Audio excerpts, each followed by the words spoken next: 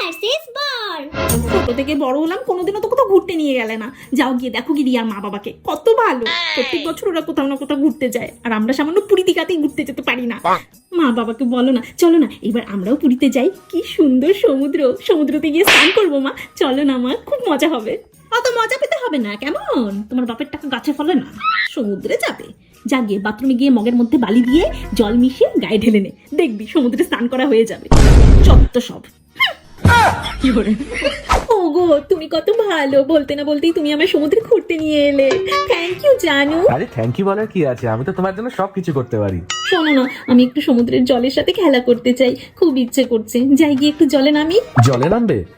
কিন্তু সাবধানে, আমার হাতটা ধরো, আমি তোমাকে নিয়ে যাচ্ছি। ইস, কত ভালো করে এমন একটা বর পেয়েছি। ভালোই হয়েছে তাড়াতাড়ি বিয়ে করে নিয়েছি। বাবা মার কাছে থাকলে পরে তো আমার কোনো শখই পূরণ হতো না। খুব ভালো হয়েছে তাড়াতাড়ি বিয়ে করে নিয়েছি।